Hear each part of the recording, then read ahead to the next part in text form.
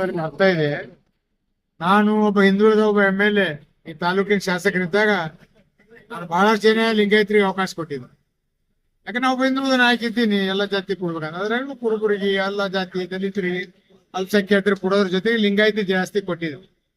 ಆದ್ರೆ ಇಲ್ಲಿಯ ಇವತ್ತಿನ ಸಂದರ್ಭದಲ್ಲಿ ಏನಾಗ್ತದೆ, ಈ ನಮ್ಮ ಎಮ್ಮ ಪಾರ್ಟಿ ಬಗ್ಗೆ ಗೌರವ ಇದೆ, ಆದ್ರೆ ಇಲ್ಲಿ ಎಲ್ಲೋ ಒಂದು ತಾರತಮ್ಯ ಆಗ್ತದೆ, ಡಿಸ್ಪ್ಯಾರಿಟಿ ಆಗ್ತದೆ, ನ್ಯಾಯ ಸಿಗ್ತಾ ಇಲ್ಲ. ಬಹಳಷ್ಟು ಜನ ಲಿಂಗಾಯತರೇ ಇವತ್ತು ಅಧಿಕಾರದಲ್ಲಿದೆ. PLD ಹೋಗ್ರಿ, PAPCM ಹೋಗ್ರಿ, ಮತ್ತು VSSN ಗಳು ಹೋಗ್ರಿ, ಎಲ್ಲಿ ನೋಡಿದ್ರು ಕೂಡ ಮೇಜರ್ ಕಾಸ್ಟ್ಗಾಗಿ ಎಲ್ಲೋ ಒಂದು ಹಿಂದುಳಿದ ವರ್ಗ, ಅಲ್ಪಸಂಖ್ಯಾತರಿಗೆ, ದಲಿತರಿಗೆ ಅನ್ಯಾಯ ಆಗ್ತದೆ.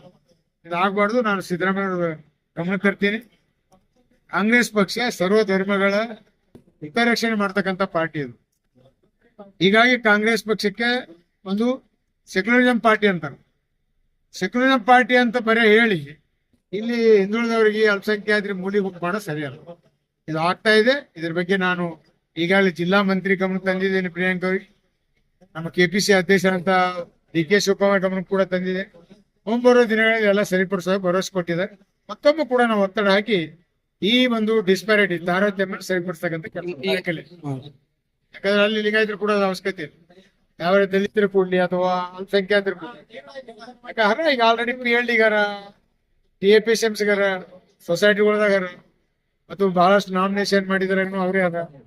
ಮಗನೇ ಸ್ವತಃ KSRD ಚೇರ್ಮನ್, ಅಪ್ಪ MLA ಇವರು ಒಂದೇ ಕಮ್ಯುನಿಟಿ ಅವರು.